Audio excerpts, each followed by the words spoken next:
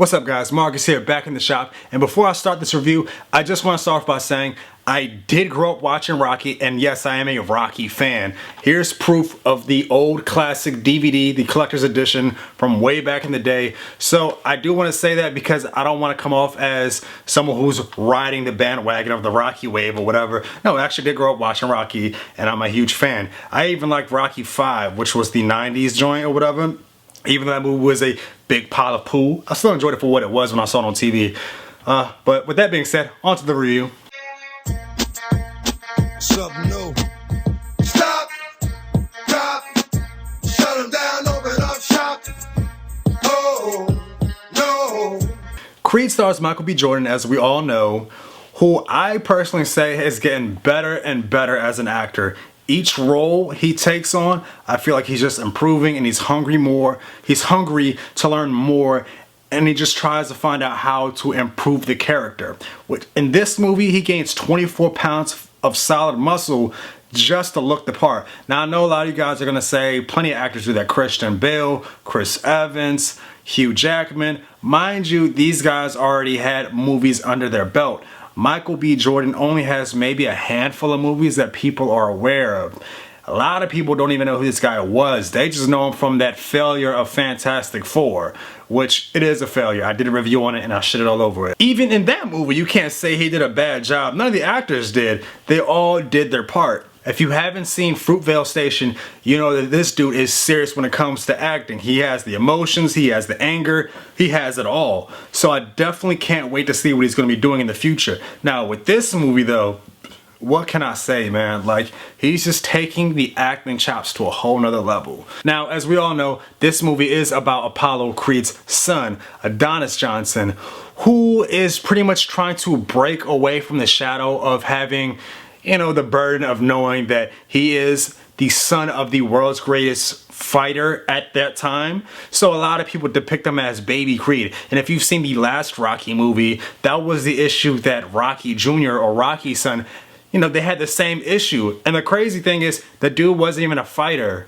Rocky's son was not a fighter. He was just a regular Joe who worked a 9 to 5, and he still had guys running up on him calling him Rocky Jr. So you can imagine what Creed goes through. This guy's a fighter. So you can only imagine just the comparisons and just the annoyance that he must go through from everyday basis.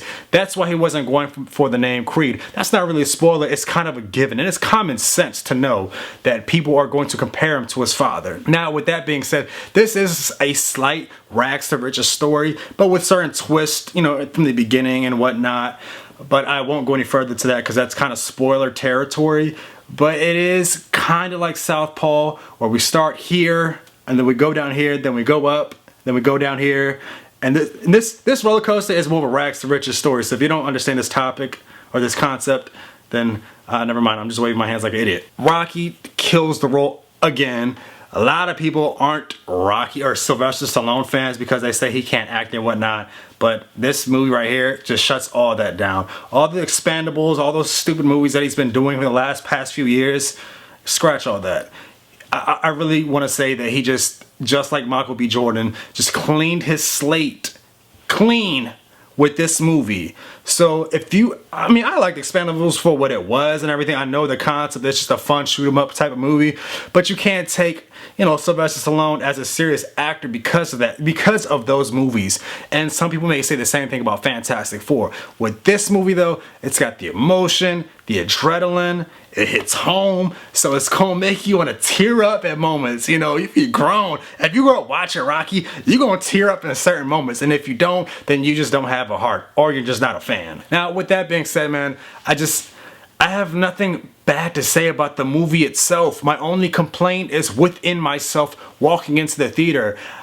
I feel like I spoiled myself watching the trailers.